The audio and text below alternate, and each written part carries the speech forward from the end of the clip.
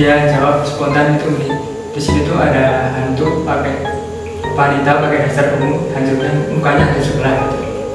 Aku pernah lihat di bawah pohon pisang ada peci. Kan dia langsung ngikutin sarangnya. Pocong gitu ya. Halo teman-teman semua, kembali lagi di video kedua kita, part 2, episode 1 part 2, yang akan melanjutkan cerita kemarin nih Mas Fai ya. Ya. Kemarin kita sampai cerita Kuntilanak ungu kayaknya. oh iya. Ya. Kemarin Mas Faid cerita tentang ada seorang satpam yang sering melihat sosok kun menggunakan baju ungu dengan muka yang Hancur sebelah. hancur sebelah. Oke, kita akan lanjutkan ceritanya setelah ini, setelah kita menyaksikan intro terlebih dahulu.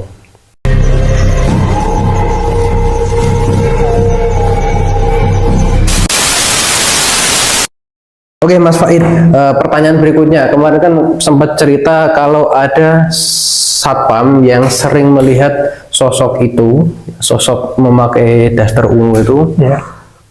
di basement.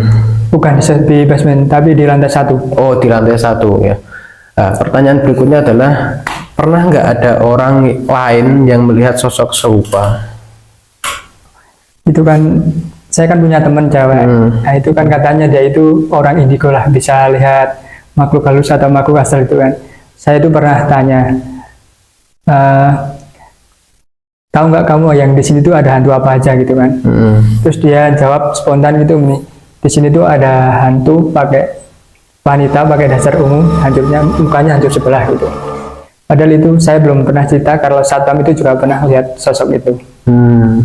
Berarti ada dua kesaksian di mana mereka belum pernah bertukar cerita yang berujung pada objek yang sama, sedetail itu, samanya memang benar-benar detail. Ya sama memang itu, dasarnya ungu kayak dasar tapi pendek. Pendek ya, di atas lutut. Di atas lutut ya.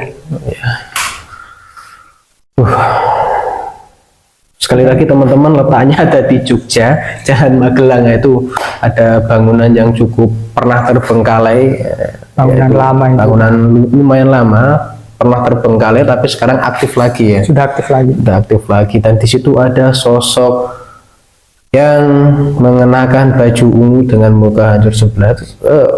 Sebelumnya pernah ada cerita nggak kenapa kok sampai ada sosok itu di tempat itu? Oh, itu soalnya saya nggak pernah mengulik cerita-cerita kayak gitu. Soalnya kan situ agak mistis juga kan. Saya dulu di sana agak takut juga untuk cerita-cerita kayak gitu, untuk ingin lebih tahu cerita-cerita yang kayak gitu. Iya, jadi nggak pernah mengulik ya, pernah ada kejadian apa di situ atau pernah ada tragedi apa di situ sampai belum pernah mengulik saya itu. Saya langsung cuma di tempat itu saya kerja cuma sebentar aja, sekitar 6 bulan saja itu. Oh oke. Tapi selain itu pernah mendengar mitos-mitos yang lain nggak di tempat yang sama? Nggak ada, cuma paling ada di basement itu, di lantai bawah itu. Satpam itu pernah bercerita kayak ada seorang bayi yang lagi nangis di waktu menjelang maghrib itu. Terus sama satpam itu ditengok, ternyata ada sesosok wanita pakai dasar putih lagi menggendong anak di dekat jendela kaca untuk masuk ke basementnya itu. Itu pas menjelang maghrib itu ada bayi nangis itu, anak kecil. Iya, tapi katanya memang saat-saat yang pergantian atau perbatasan itu memang katanya adalah tempat-tempat saat-saat yang rawan ya untuk mereka mengeluarkan diri, menunjukkan dirinya itu. Jadi di basement gitu. Ya di basement kalau yang itu untuk yang bayi menangis itu. Oke, jadi bisa saya simpulkan teman-teman, ini gedung berapa tingkat? Ada 4 lantai. 4 lantai. Kemarin Mas Faid waktu pernah ditindin sama makhluk besar itu di lantai lantai paling atas, lantai 4. Lantai 4. Paling pojok. Oke, kita kan sudah ada 3 lantai nih, lantai basement, lantai 1, lantai 4. Nah, sisanya lantai 2, lantai 3 pernah ada Kalau untuk lantai 2 sama lantai 3 itu cuma banyaknya apa suara-suara kayak jalan kaki, kayak kadang mengetuk pintu kamar mandi itu cuma kayak gitu, nggak Sering pernah tapi. liatin wujudnya. Ya. Tapi ya oke. Kalau jalan sendiri kayak ada yang ngikutin. Gitu. Kalau di lantai 3 sama lantai 2 itu, untuk ke lantai 2-nya kan masih ada untuk tempat sholat itu. Tapi untuk seterusnya itu agak serem-serem juga itu. Jadi memang dari basement sampai lantai tertinggi pun kayaknya memang ada penghuni yang cukup meresahkan. Iya, meresahkan. Setelah 6 bulan di situ dengan berbagai kegiatan yang mengandung mistis itu terus kemudian berhenti dari situ ya. Ya kita ya itu berhenti Terus kemudian nggak ada gangguan lagi. udah nggak ada gangguan lagi. Alhamdulillah ya. Oke, tapi ngomong-ngomong ada tentang suara-suara tadi. Sebenarnya ini saya juga ada cerita. Nah, tapi bukan cerita saya, tapi ini cerita teman saya. Kebetulan tadi itu saya kan ada perjalanan dinas yang perjalanan saya tuh bertiga. Nah, salah satu itu bercerita kalau pernah mengalami kejadian yang tidak menyenangkan di rumahnya sendiri. Di rumah sendiri. Di rumahnya sendiri. Tempat tinggalnya itu. Ya, jadi ceritanya itu di suatu rumah. Di daerah mana itu? Itu sebuah kecamatan di Magelang lah. Oke, nggak disebutin. Nggak boleh disebutin namanya. Pokoknya di suatu kecamatan di Magelang. Kabupaten Magelang. Ya, di Kabupaten Magelang. Untuk kisi-kisinya adalah kecamatan itu ada di pinggir, jadi nggak di tengah-tengah. Ya, Nggak di tengah-tengah. Orang Magelang yang hidup di pinggir. Magelang, ya, pinggir. Tapi pinggir kan ada banyak tuh kan. Ya pokoknya ada di sebelah pinggir lah. Itu kan ada di sebuah rumah. Mereka tuh kebetulan waktu itu kalau saya nggak salah itu bertiga yang menempati rumah itu. Ada suaminya, istri, sama anak satu. Bertiga. Teman saya tuh yang ibu ini, jadi istrinya. Waktu itu suaminya itu kebetulan sedang melakukan perjalanan dinas Keluar kota itu atau entah keluar kota entah enggak, tetapi pulangnya rada malam, jadi rada telat gitu. Oke. Kemudian di depan rumah itu kebetulan sorenya itu anaknya itu keluar. Kalau saya nggak salah dengar itu waktunya juga sama, mepet-mepet maghrib atau sore surup-surup gitu pokoknya, surup-surup. Anaknya itu di depan rumah itu manggil-manggil, ayah. Terus ibunya keluar, mana ayah nggak ada kok, belum pulang. Itu ayah lagi duduk di bawah pohon pisang.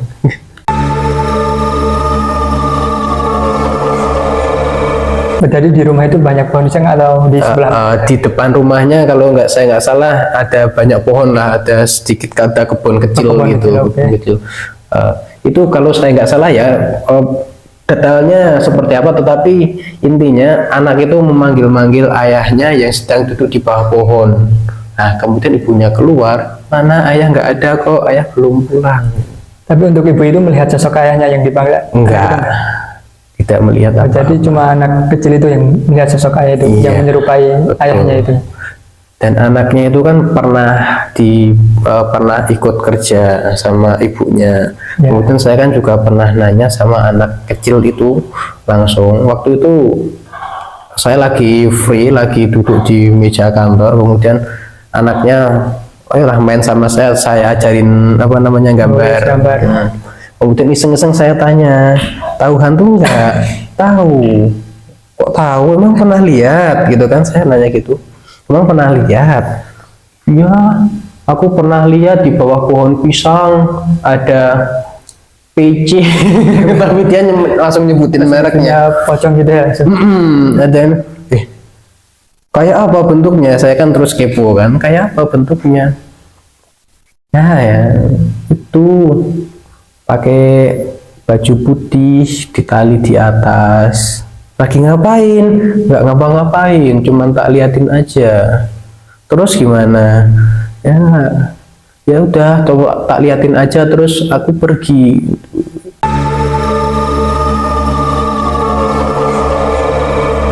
Jadi nggak tahu ya, mungkin anak-anak, tapi kayaknya kalau anak umur segitu tuh usianya tuh TK, Cewek itu. cewek TK, dan kayaknya kalau mau bohong, Ya, misalkan itu bohong, itu terlalu kreatif banget sih untuk anak TK, bisa mengarang cerita selancar itu tanpa terbata-bata dan konsisten. Beberapa kali saya tanya, memang pernah melihat itu. memang ceritanya itu konsisten, sama terus. Jadi saya menyimpulkan, kalau bohong biasanya anak kecil itu kan mudah lupa. Kalau bohong itu kan kayak biasanya langsung gantilah detailnya, ganti dikit-dikit atau kadang malah ganti banyak gitu kan. Tapi itu konsisten sama terus ceritanya. Oke.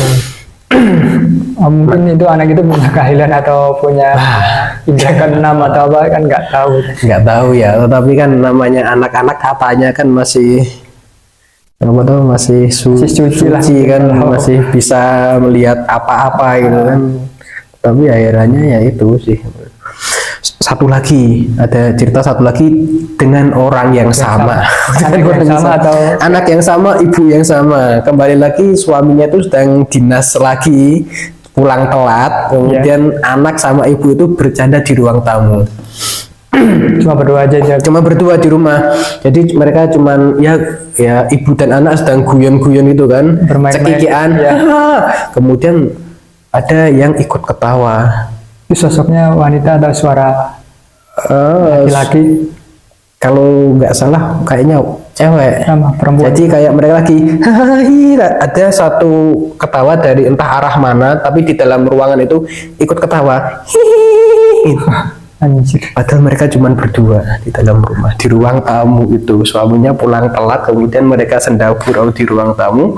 Ada yang ikut ketawa, ikut masuk gitu ya. Dan itu terdengar jelas sekali. Jadi begitu ceritanya anak tadi itu. Jadi teman saya tuh banyak mengalami kejadian yang cukup misterius. Jadi mungkin anaknya itu yang disukain makhluk halus atau mungkin ya, mungkin nggak tahu juga ya. Semoga aja baik-baik aja, dianugerahi kesehatan, keselamatan, dan kasihan masih anak-anak udah diliatin sosok-sosok kayak gitu kan. Kan anak kecil belum tahu itu apa, itu masih polos, jadi dilihatin aja kayak temannya lagi. kayak temannya lagi ada di depan rumah, ini dilihatin aja. Ya itulah, serem-serem. Ya, saya juga masih ada cerita yang untuk di gedung tadi, tapi untuk di lantai 2-nya. Oke. Di lantai 2 masih ada kejadian lain lagi berarti? Ya, tapi cuma kalau saya dengar cuma suara aja nanti. Tapi kalau teman saya yang indigo, tapi yang beda orang itu lihat sosoknya tapi nggak mau diceritain. Jadi kan gini, di lantai 2 itu kan ada tempat musola. Nah, tempat musola itu kan gimana ya? Tempatnya itu agak serem lah, soalnya kan nggak ada lampu, cuma lampu yang nyala itu di musola itu aja. Untuk sekelilingnya udah dimatiin semua, udah gelap. Nah kan kebanyakan orang yang sholat di musola itu suka dengar kayak orang jalan kaki dari lantai 3 ke lantai 2 itu. Jadi orang yang sholat di musola itu sering dengar ada suara langkah ya, menuruni tangga. Kayak menuruni seseorang lagi turun dari tangga itu, dan suara duk duk duk. Tapi kalau udah kita selesai sholat, kita ditengok keluar itu nggak ada siapa-siapa. Soalnya saya juga pernah ngalamin itu, saya sholat sendiri, sholat isya lah.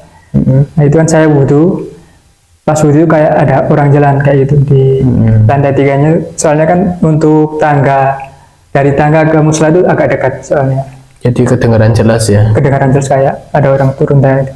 Terus saya selesai sholat itu saya tengok itu, keluar itu, tapi memang gak ada siapa-siapa. Terus saya itu kan pulangnya kan dulu jam 12, soalnya tutupnya dulu jam 12. Nah teman saya itu kan pernah bilang bisa melihat, tapi beda orang yang sama yang lihat baju dasar ungu tadi. Beda orang ya. Kalau yang ini orang Magelang juga yang saya ajak naik gitu. Terus saya bilang ke teman saya itu nih, kok aku nganu ini mau neng dhuwur lantai telu kayak ono medun. Oh, boleh ditranslate ke bahasa Indonesia nggak? Ya nanti nanti ditranslate aja. Ya nanti ditranslate ya teman-teman yang kalau ada yang nggak bisa bahasa Jawa nanti ditranslate. Bunyinya kurang lebih tadi kayaknya saya lihat dengar ada langkah turun ya dari lantai 3 ke lantai 2 melalui tangga gitu ya. Nah, terus temen itu saya ajak ke lantai 2 ke tempat musola itu. Yuk nganu apa? Kita ke lantai 2 kan. Katanya kan kamu bisa lihat sosok makhluk halus atau makhluk misterius gitu kan. Terus temenku itu mau diajak. Terus untuk naik apa? Untuk jalan ke lantai 3 itu masih ada sekat kayak kaca. Tapi kacanya itu polos bening gitu lah. Ya, kebayang. Kaca kayak di Indomaret kan. Itu masih lihat tanda. Pas sampai di apa sih? Tengah kaca itu kan hawanya udah nggak enak. Pas saya langsung maju ke depan tangga, teman saya kan ikutin saya juga kan. Tiba-tiba kok teman saya langsung narik, ayo kembali aja, nggak usah diterusin. Nah, gimana toh? Terus kembali aja. Ya, sudah saya langsung turun sama teman saya itu, saya bertiga, satu cowok tapi. Ke lantai turun ke lantai 1 kembali lagi. Lantai 1 balik ke lantai 1 lagi. Soalnya kan teman saya yang bisa ngeliat itu kayak tapi setelah ketakutan gitu loh, melihat sosok, mungkin ya dilihat, nggak tahu juga. Tapi setelah turun ke lantai 1 atau selang berapa hari dia cerita nggak ngelihat apa? Pas turun itu langsung saya tanyain, kenapa kok langsung ngajak turun gitu kan? Ya dia cuma jawab ada sosok laki-laki besar di tangga, soalnya tangganya agak lurus, terus ada belokan ke kiri gitu kan. Ada sosok laki-laki yang berdiri di pas di letter L-nya. Oh, di tikungannya. Di tikungannya, di tangga tikungannya. Laki-laki. Ya dia cuma bilang laki-laki tapi enggak sedetail apa itu nggak tahu. Oh, laki-laki besar ya berarti ya. Mungkin ya sosok apa kan saya nggak tanya lebih lanjut soalnya. Cuma dia soalnya jawab cuma kayak gitu, ada laki-laki di pas itu. Cuman sebatas itu ya. Jadi mungkin energi dia kuat mungkin, soalnya sampai ketakutan teman saya langsung ngajak turun, langsung nyeret saya itu ke lantai 1. Lumayan menyeramkan nanti sampai merinding saya bertanya. Mungkin sosok itu yang sering suara-suara langkah-langkah tangga itu ya. Turun tangga itu. Soalnya itu sering kalau yang langkah-langkah pasti maghrib bisa. Pasti kalau lagi sholat pasti kebanyakan orang dengar kayak itu. Suara-suara itu pasti. Sudah banyak yang dengar soalnya. Kalau di tengah malam, kalau misalkan tengah malam kebangun dari tidur itu nggak ada yang berani ke situ, soalnya kan tempat serem, lampunya itu nggak banyak yang di situ, lantai 2. Padahal di bawah itu jalan raya termasuk terbilang ramai ya. Wah, ramai. Padahal itu jalan utama dari keluar ke arah Magelang kan, dan di situ juga banyak lalu lalang kegiatan malam juga kan, kalau saya nggak salah. Tapi tetap itu ya, tetap mencekam ya di dalam gedung. Masih mencekam situ. Ternyata keramaian pun nggak cukup untuk membuat itu makhluk itu nggak nyaman ya. Ya itu cerita dari saya itu. Oke teman-teman, selesai sudah cerita kita untuk episode kali ini. Terima kasih kalau yang sudah mendengarkan. Tetap kita tunggu partisipasi teman-teman. Kalau teman-teman punya cerita yang pengen di-share, silahkan share saja melalui kolom komentar kami, atau bisa DM di Instagram kami @kisah nyata 622 ya. Kalau nggak salah kisahnya, nanti kita lampirin di sini ya. Silahkan boleh share pengalaman pribadi di kolom komentar, atau boleh DM kami untuk menceritakan pengalaman teman-teman semua. Oke, sekian dari kami. Jangan lupa like, komen, dan subscribe ya teman-teman, biar kita lebih semangat lagi untuk bercerita. Jangan lupa like, komen, dan subscribe. Sekian dari kami. Wassalamualaikum warahmatullahi wabarakatuh.